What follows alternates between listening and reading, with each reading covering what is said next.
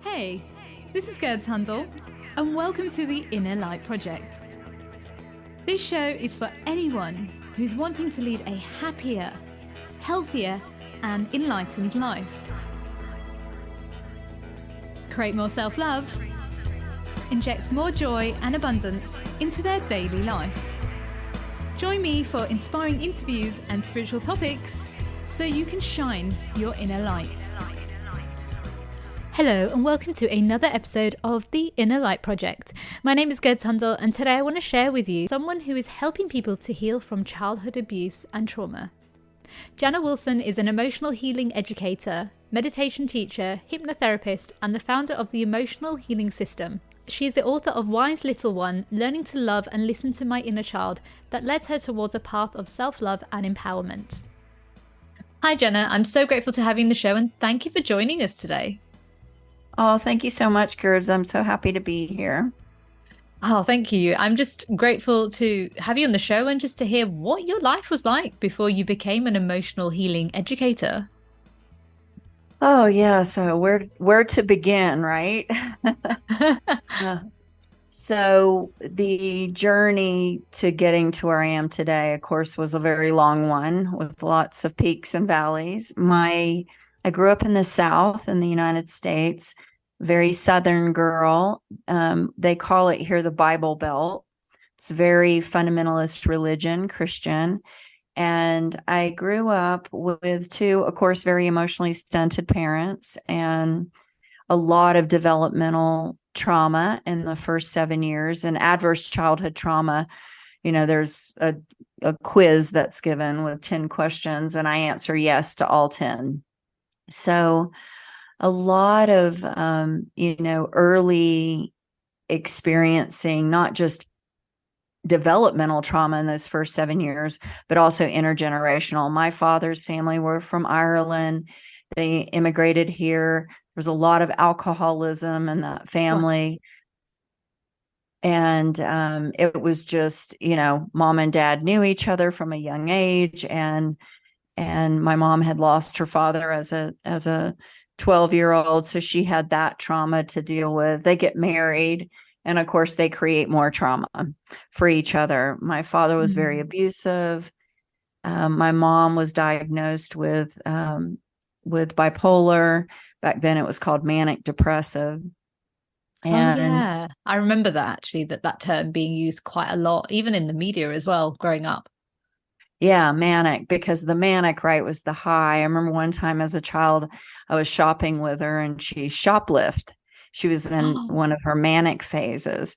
And I remember when we left the store, I said, Mommy, you didn't pay for that. You have to go back. And she just kind of was in her own, manic phase. So of course she didn't take the things back. So I was looking through this lens of these two very emotionally dysfunctional people and like we all do, trying to figure out, where's my place in the world? What is my value? I certainly didn't feel very valued. When parents don't value themselves, how can they value their children? I totally understand where you're coming from. It's very hard to know what joy is in that moment. You're constantly living on eggshells. You don't really know who you are as a person, and you're kind of people pleasing and sacrificing your needs to make sure everybody else is okay except for yourself. Right. And so that's what I did. I learned to be entertaining and cute and, to really diffuse situations, tempers and anger. And they used to tease me and say I was going to grow up and be an actress, but that was just an adaptation to the trauma. Wow. Yeah. And what was like the turning point for you then? So as you got older, when did you kind of make the realization like this was not normal? Like this is not what most families are like? Yeah, those first 7 years are the foundation. And for me, I was getting a steady diet of a lot of chaos, a lot of fighting. I walked in my father when I was about 4 years old, suffocating my mother with a pillow. Oh my God. I experienced a lot of also sexualization at a very young age. And so I began to act out, right? I began to act out. But because I was exposed to a lot of spiritual concepts and being in church, particularly when I was little, being in church. But we went to like what in the US, like, African American, very gospel church. So they would speak in tongues, they call it, and they would, shout out, and they would fall and get slain in the spirit. So as a little girl, I started to find a lot of solace and comfort in my connection to God. Right. And it helped me, right? It helped me start moving through the experiences that I was having and the trauma that I was experiencing. So the first big wake up that I had was 12 years old. And I had a mystical experience where I was pulled out of my body. My dad was beating my mother. Our family was labeled white trash. Do you guys have those labels over there? We understand the terminology. Yeah, we have that. We have a Yeah. similar word. Yeah. Yeah. So we were, living in a trailer, poor, taking money from the government. My father was rarely around. So by that time, I was really starting to experience the stigma of those labels. And this experience was very traumatic. I got pulled out of my body. It was an out of body experience. Maybe some people call it astral travel. Could have been a near death experience. I mean, certainly when a child's going through that amount of trauma, they feel like they're going to die. Right. Yeah. Yeah. Wow. So it was a pretty remarkable experience. And I always attribute that my awakening happened at 12 years old. And when I had that experience, and, Gerd, I'd look back at I could see my parents, I could hear the fighting, but I had an awareness, and I was told those are not your parents and that isn't your life. So that spiritual awakening, it really catapulted me. And I think it sent me on the trajectory of being who I am today, doing the healing, being a cycle breaker. Yeah. Wow. Wow. So you were in your teens when you had like the aha moment? I was 12. You were 12. Wow. Wow. Yeah. What did you do next then? Yeah. So I go to the church and I start telling them, I'm having conversations with God way before Neil Donald Walsh did.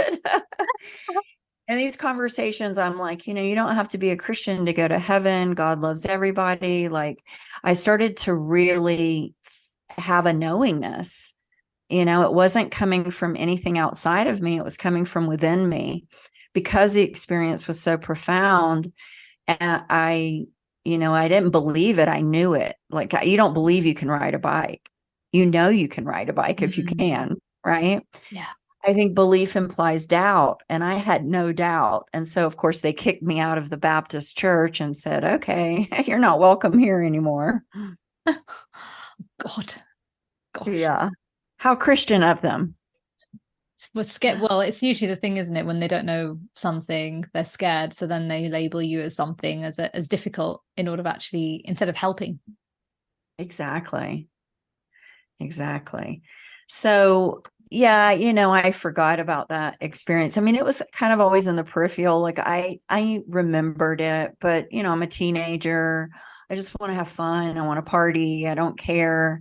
I wanted to, run as far as I could away from that small provincial town and go to Miami, to the big city. And I was the first in my family to finish high school. Wow. My mother didn't graduate high school. Yeah, my father didn't. My brother, he received a GED, general education diploma. And I went on to college. And so I leave the small town behind, but of course, it followed me, right? Because wherever you go, there you are. Yeah. So all my trauma just came, packing in my suitcase with me, and I couldn't hide it. And it was, in my face all the time, where I compared and felt less than. Of course, I was operating from false beliefs of I'm not good enough and I'm trash. And well, of course, when you believe that, you behave that way. Right. Yeah, that's true. So I began to act it all out, and I was date raped my first semester of college. I didn't even think to go to the police because, hey, that's what happens to girls like me, right? Wow. Wow. Wow. Yeah. Wow. And yeah, so then I a series of events, I call it grace. I think it's certainly um a divine appointment that the soul has. And I didn't understand that at the time. But a series of events happen. I'm in San Francisco. I was only 20 years old. I got a job with Maybelline Cosmetics, and I quit school briefly to take this job. And a book fell off a bookshelf in San Francisco called You, and it was copywritten in 1935, and it had a chapter. I'm looking at the book right now called Law of Attraction in 1935. Wow. So Wow. so it just opened my mind and started to expand my mind. And then I got voracious. I started to, when the student's ready, right? The teacher appears. Yes. Yes. Yeah. So then, everything led me to, the next teaching. And Oprah, of course, had a lot of luminaries, a lot of thought leaders, especially in the 80s and 90s. And Dr. Brian Weiss was on there. You probably are familiar with his work in past life regressions. Yeah. Yeah. Yeah. So I read Many Lives, Many Masters. I began just that book gave me this idea of what if, because when you're raised, in religious Christianity, of course, in the West, we don't believe in reincarnation, but there was something in my soul that felt liberated when I viewed myself as a soul, number one, that experienced severe trauma, yes, but that trauma then wouldn't define me.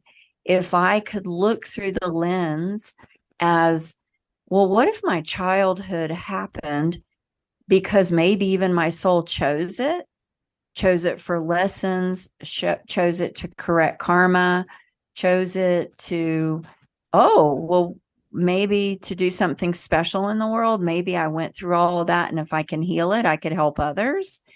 And then that was the game changer. Wow. I just want to say I'm so proud of you for making those realizations, because so many people will just carry on, the same situations again and again. But here you are, you're like, okay, universe, I'm ready to listen, or high power or God, I'm ready to listen. And I totally relate with what you're saying. I grew up in a very toxic environment. I saw a lot of disturbing things from a young age.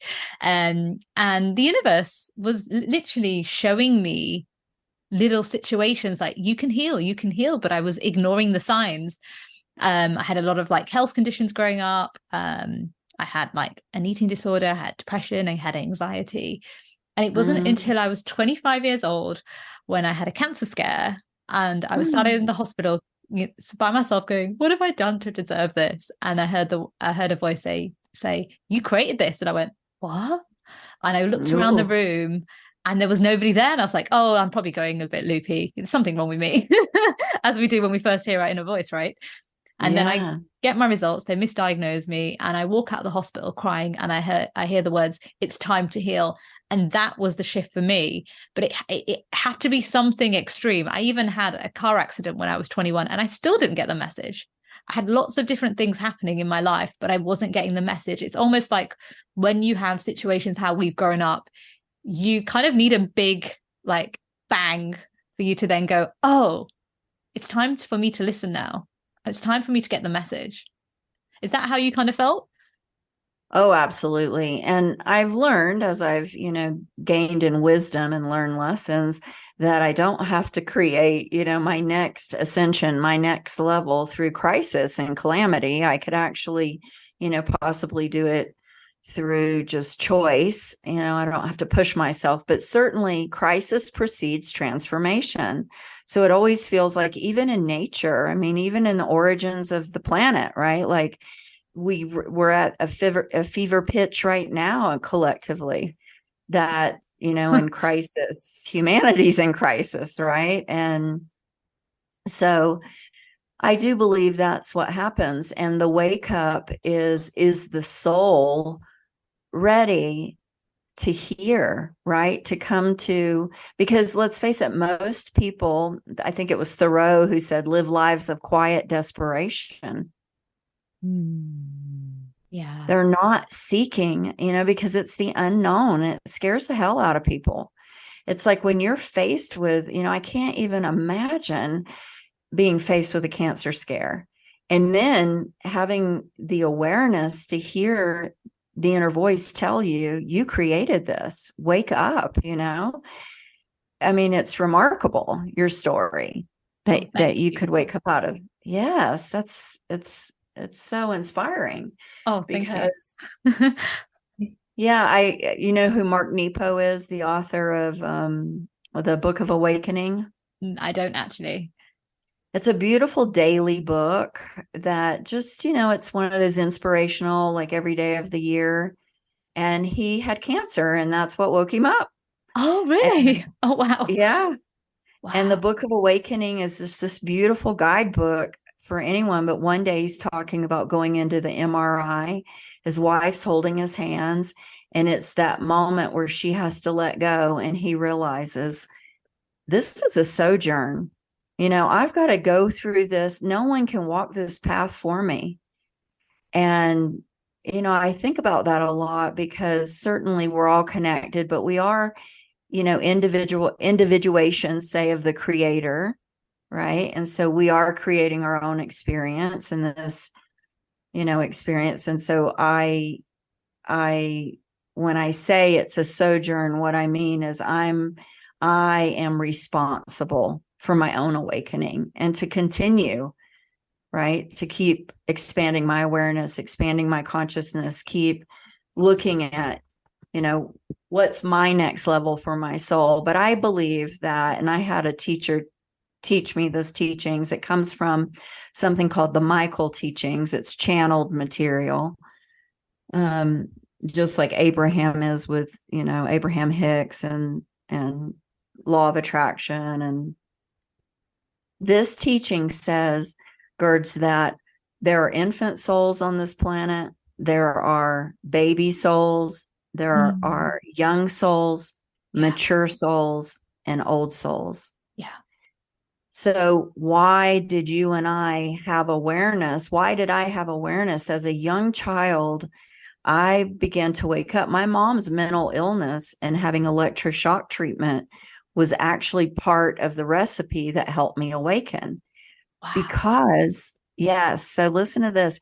When someone goes through electroshock treatment, it rewires their brain. However, it can't be sustained if they don't change their environment. It's like an addict, right? They come out of rehab and then they go right back into the same environment. They're going to fall back into old patterns. Yeah. So, and in looking at souls and soul age, my mom would come back from these and she would just pour into me, kind of download. I mean, at 8 years old, I was meditating. Wow. I was learning. and now think about where I am. Central Florida, very Bible Belt, very redneck, we call it, very oppressed, very black and white and good and bad and right and wrong. And yet my mom would come home and she would be reading Carl Jung. She would be, teaching me, about near-death experiences and reincarnation, and just kind of pouring into me a lot of esoteric teachings. Wow. And I believe that was because I am a early level old soul. Any of us who are, I believe, really putting out into the world a desire to make a difference in the world and leave the world a better place are old souls. 100% agree with you on that. I think we go through all these situations for a reason, so we can then help others to heal. I generally believe that. And it's not even that we're helping others to heal. When I say that, it's not like we're doing the work. We're just guides for other people to show them the way. Exactly, because our presence will liberate them just by our mere fact that we've been able to share our story and to share what we've done. Yeah. Right. That's why I wrote the book, is I wanted to inspire people to say, hey, you might not have experienced trauma at this level. You may have experienced equally, maybe more. It doesn't matter the story. of the past. It just matters, are you going to take responsibility now and say, maybe my soul chose all this, which means I must be a pretty badass soul. Yeah. And what am I going to do with it? Now what am I going to do with it? And how can I make life better? And going in soul age, there's infant souls, they deal with survival. You ever wonder, why were we so privileged to be born in the countries we have? And, even though I was poor and stuff, I didn't have food deprivation really, or, I still had my needs met. Yeah. Wow. There are places that doesn't happen. And it's a mystery, but this teaching for me, it set me free. And then the soul keeps evolving because the creator gives us free will. And then we move on to baby souls. Babies have stranger danger, children, they don't want to be with strangers. They want others that are like them, that are familiar, right? Family. Baby souls seek to make others like them. So fundamentalists, right? Religions, like like I'll kill you if you don't believe like me. Like, it's so that's a baby soul. And so a lot of my family are baby souls. And it was really hard because as I kept pulling away and growing and healing, a lot of friendships, family relationships fell away because they judged me. Yeah. I understand that 100%. When you're born into those situation environments, you are almost like the black sheep of the family and you are willing to change, but your surroundings aren't willing to heal themselves. And you can't fix them, you can't save them, no matter how much you want to try. You cannot do the work for them. They have to be ready themselves. And that is a hard pill to swallow when you're on that journey. But then, like you said, as you start to realize, then you can't change that, and like you have to accept that that's how they're going to be and just love them for who they are that way. And it can be very difficult, but I've learned to accept that you can't change people, you can't save people, you just have to let people be and meet them where they're at. Right. And altitude, direction, and speed. I mean, not everybody's going to be at your altitude consciously, spiritually speaking. Yeah. They're not going to be at the speed of growth that you've chosen, your soul has chosen. And they're also not headed in the direction. I couldn't be friends with somebody who watches Real Housewives and, drink cocktail every night and only is, kind of vapid. I mean, it's my mottos, go deep or go home. You want to be friends with me, we're going to go, we got to get deep, right? Like, it's just, and of course I love to be lighthearted and fun too, but I'm here for a purpose. And I went through what I went through for a purpose. And I just don't have time for a lot of that nonsense, that say a young soul. So then you go on to young soul, they're very materialist, think of Kardashians, America's a young soul country predominantly. China is, according to this teachings. Then you keep evolving, you go to mature soul. Mature souls are relationship oriented, and then you eventually end at old soul. And according to this teaching, which is really based in the Tao and Taoism, it says, that we ultimately, old souls begin to disconnect from the material game. They're in monasteries, they're in the Himalayas, they're somewhere.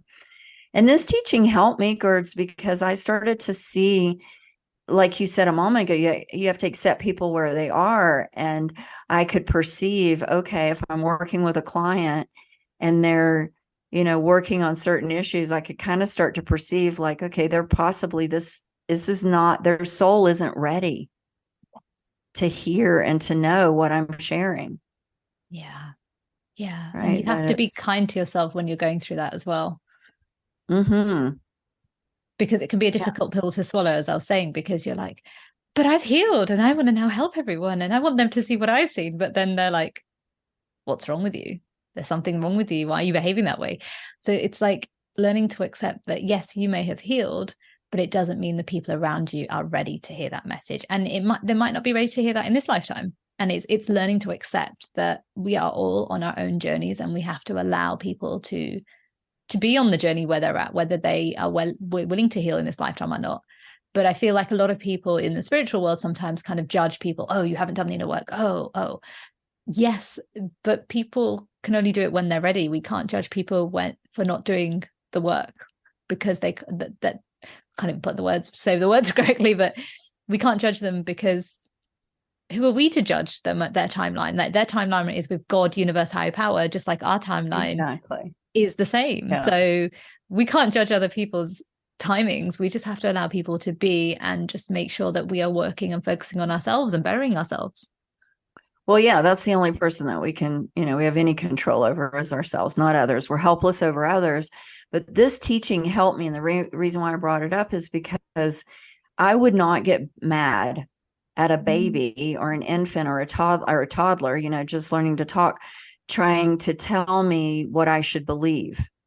I would just be like, oh, it's so sweet. Like it really cares about me. It's wanting to, but I wouldn't get mad at it. Right. At the child. The same thing. I couldn't have a conversation with that child either about something that, let's just say trigonometry or speaking a language that someone doesn't speak. I mean, you understand, oh, they're not going to get it. And so once we start to look through this lens that we're not higher or better or superior or more anything than anyone else, everybody, as you said, are on their own spectrum, of consciousness, where their soul is at. I feel my trauma was a gift because it certainly kept me awake and alert, because I was certainly in survival, most of my childhood. But then because I believe I am an older soul, I was able to understand things that were beyond my years at a young age. And, I'm not sure if it's because of my mother down, maybe the soul contract with my mom and I, and she was downloading all of this pretty deep teachings to me when she would come back from these hospital stints. I don't know if it was that. I don't, but I began to look at my mother, who was in some ways a monster, just like my father. She abused me more than my father ever did as my teacher. And as what if she sacrificed? What if the abuser, the perpetrator, the person who did the horrible things to me was my teacher in awakening? That's interesting. Yeah. Maybe that was her lesson. Or maybe that was her karma, that she had to pay it off. And so in order to do that, she became the mentally ill mother that abused her child, but it helped her child wake up. Because my mom, no one is inherently all bad. 100%. We're not born that way. It's circumstances and situations that create that environment. Exactly. And so my mom, there were times when my mother was, in the Indian pantheon of like goddesses, she was like Durga, the ultimate mother. She was the type of mother, she would never, if my father was abusive to my brother and I, she would leave him. The problem was she kept going back to him because she had no self-worth. And then that, of course, I got conditioned that way. So I had no self-worth.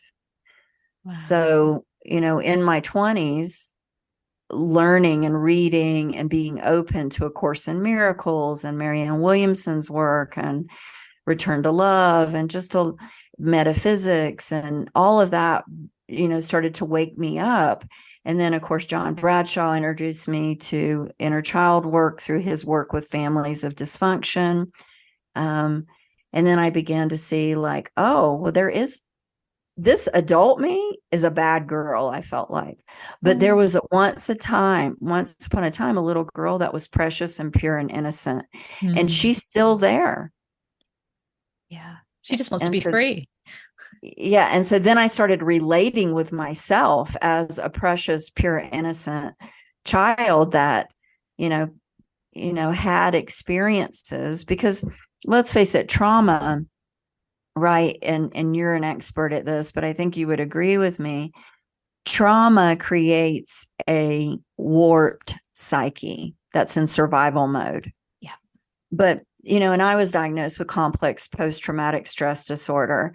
I let go of that label because to me, a disorder is saying something's wrong with me. 100%. I agree with you on that. Yeah. whereas I just adapted.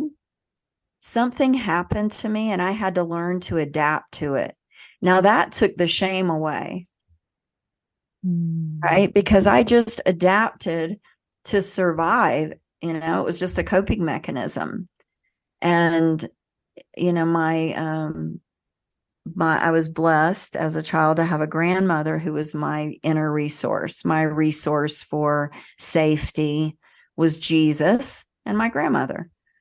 And I think that's really important. If someone listening is on a healing journey, you must have a resource. I mean, what I teach is spiritual psychology.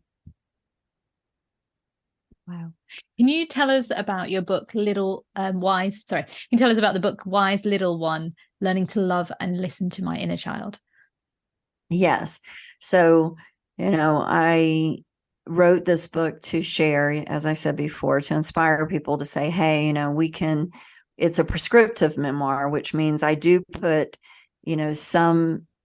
there's about 11 little boxes at the end of chapters that give someone kind of a prescription to what they could do or to think about or a question. And, it's really me arriving. It's a love story. It's a twofold love story because it's a love story of learning. For so long I heard, oh, love yourself, love. Even Jesus said, love your neighbor as yourself. I've never been to a church where you learn how to love yourself, though. They usually teach you to be selfless, right? Yeah. Yeah, that's true. So I thought, for 25 years, I kept thinking about this book. What would this book be about? And I knew it wasn't timing because I hadn't arrived in a place where I felt integrated, where I felt healed, where I felt whole. And in 2015, I was at a meditation retreat. I've been a meditation teacher with the Chopra Center, teaching primordial sound meditation. And I am always, interested in doing retreats and taking it deeper. And so for a couple of days, I'm going really deep, about 6 hours a day at this meditation retreat. I keep hearing, leave, leave. I think, well, this is why I meditate, listen to the inner voice, right? I leave. The next day, I get on a plane that I was not supposed to be on for 4 more days. And I sit next to my now current husband. Wow. Wow. So I'm 49 years old. I've been terrorizing myself. Like, I'm never going to meet anybody and I'm going to be alone like my mother. And, I'd left this marriage. It took so much courage to leave the marriage that was unhealthy. I wasn't in love with him. And then, I get on the plane. I've been single for about 2.5 years at that point. And I kept hearing spirit say, just, fall in love with yourself. I'm like, okay, what does that look like? So I began to talk to little Jana and put pictures of myself everywhere on my phone, everywhere. And I just began to have a relationship as if I had a little girl. And I'd ask her things, what do you want to eat today? Where do you want to go? What do you, how are you feeling? Like, what am I doing that's upsetting you? I began to really have an intimate relationship with my feelings, AKA little Jana. Oh. Wise little one. I love that. And yeah. And so that's all our feeling self is, right? Is the inner child. And so the more I listened to even Gert's little things, like just really leaning into yucky or yummy. It's like she would let me know immediately. Ooh, no, or yeah. This feels yummy. Yeah, let's do it. Ooh, that's yucky. No, So I kept it simple. And the more I did that, the more bonded I felt.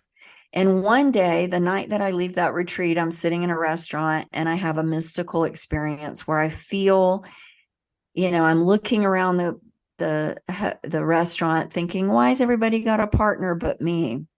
And of course, I'm very tuned into the thinking because I've been meditating so much.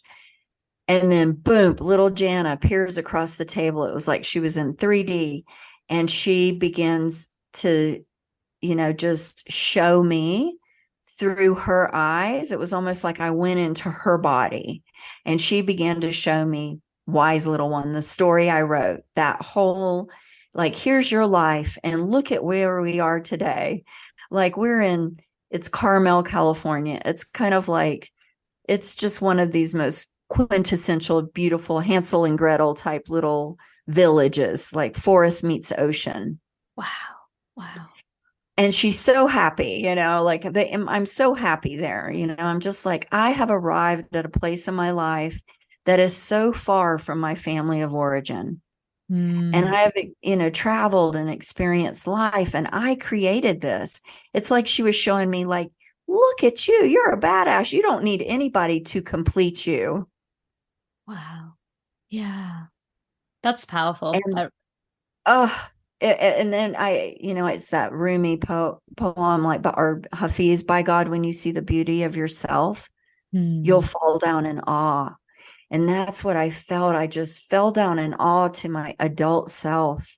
Like, the little girl in me was just like, I am so proud of you. I am so inspired by you. And that love is the deepest, satisfying, most complete love I've ever experienced. Wow. Wow. And it stayed with me. Wow. And so I thought, I don't want to lose this. I can't lose this. There's nothing more important than this. And that's when I made the commitment to just deepening my connection to the wise little one. And then, of course, I get on a plane, I meet my future husband, and, it's a love story between how I, finally integrated all my broken trauma and all my false beliefs about myself to arriving to this place in the beyond the middle of my life, almost 50 years old, and arriving. Okay, I'm here. I've arrived. And then realizing I had always arrived in this present moment. I just kept looking outside.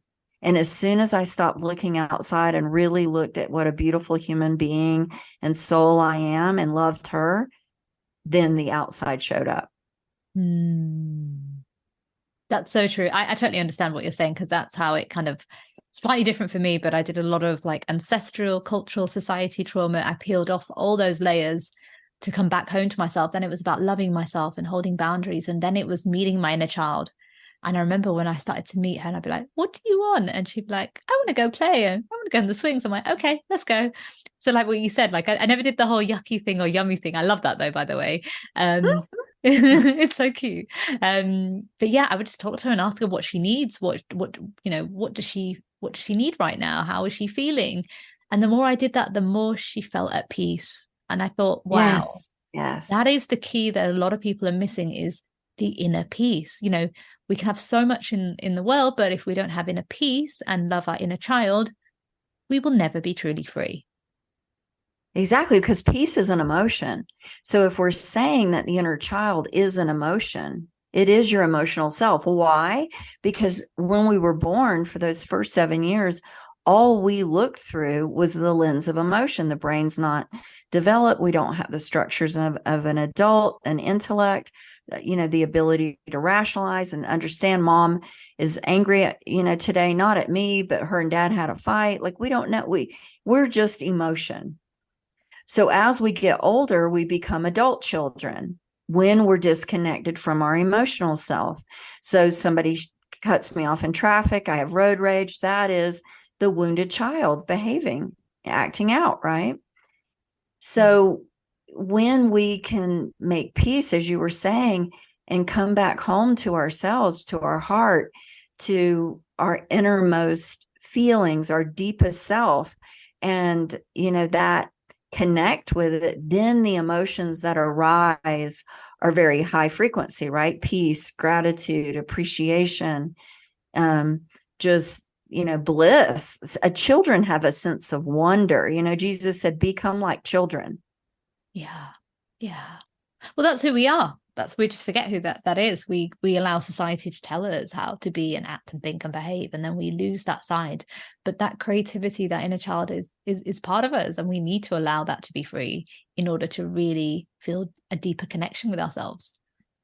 Yeah, and a lot of, I think many people are raised sometimes in families that they're emotionally cut off, and it's hard for them, to connect with their inner child. It's so abstract. And I would say to those people, if there's anyone listening that have had that, just a sincere intent. It can be very subtle, but just a subtle intent that I want to connect with my emotions, because so many people disassociate and live in their head. And this is one of the ways we orphan that child. We abandon them, is living in our head, because our feeling self is not in the head. It is in the body, as you know. Oh, yeah. Yeah. Like whenever we're not happy with something, our body will tell us, and then our mind will tell us after, but our body always knows. Yeah. It gives us the answers. Always. I started in 2008 with the Heart Math Institute in California, and they've done all this wonderful research about the electromagnetic field of the heart and how many ascending neurons go to the brain from the heart. The heart is 5,000 times stronger than the brain, the field of energy.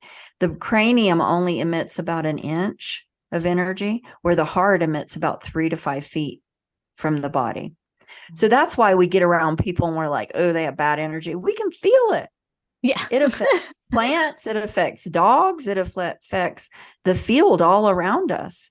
So that our body is intelligent. And when we learn to source our heart, right, really fall, and our heart is that little girl, that little boy. Yeah. We are coming towards the end of the show. What are your 5 top tips for someone who wants to listen to the inner child, but they don't really know where to start? Oh, I love this question. So, we were talking about before, like, how do you love yourself? Like, okay, that's a big. So here's 5 ways to love yourself. First way, emotionally. Children, we just said, are emotional beings. Your inner child, you need to hear, you're doing a good job. I'm proud of you. Like things that you would have wished, if you would have had the perfect parent or the perfect spouse or the perfect somebody that you're yearning to hear, like a words of affirmation, say it to yourself every day. Look in the mirror when you brush your teeth. It's a tiny habit. Hi, how are you? You're doing a great job. Just whatever that comes forth, give yourself that emotional words of affirmation. Number 2, spiritually, we can't grow and really evolve without a connection to the truth. And the truth is, you are an individuation of God, of the Creator. It's like Rumi said, you're not a drop in the ocean, you're the entire ocean in the drop. So we must start to identify with our divinity, not our humanity and our mind so much. When we can identify that we are souls, we are spiritual beings having a human experience, that we are, and we cultivate sadhana, spiritual practice, devotional practice, meditation, being in nature, these practices that connect us to spirit, very important way to love ourselves. Third way is physically. What are you eating? What are you ingesting? Your body, they say we are what we eat, and we are. If we're taking in toxicity and lots of, alcohol or drugs or, that's polluting our body. That's unloving behavior. And moving our body. Children, if you're a good parent, you're not going to let your child sit and eat bonbons all day and sit on the couch and watch cartoons. Yeah. Right. It's pretty obvious. That's not good parenting. So to parent ourselves and love ourselves, we've got to move our body, get the endorphins going. It's really good for mental health. That's the third way. Fourth way is financially. Children thrive in environments where the house is in order, right? Like things are taken care of. We're not worried if the bills can be paid, or, we have to take care of ourselves financially and be good stewards over our money and discipline and saving and getting out of debt. And that creates safety for us. So that's another way we love ourselves. The fifth way is organizationally. Organizationally meaning, like, again, we thrive in environments where things are organized, picked up, there's order. And then I'm going to give you a bonus. Can I, Gerds? Yeah, sure. Go for it. Okay. And I would say the sixth way we love ourselves is through the mirror of relationship. If you are listening to this right now and you're in a relationship where someone who's abusing you or disrespecting you or emotionally unavailable, it is a mirror. And that mirror it's reflecting back to you what you're doing to yourself. Because I promise you, nobody who values and loves themselves would be with somebody who doesn't. So we can't control those people, but we can control ourselves. And so if we look at our relationships, they will reflect back to us whether or not we're in integrity with loving our inner child and ourselves. Wow. Thank you for sharing those. And my last question is, what are you most grateful for?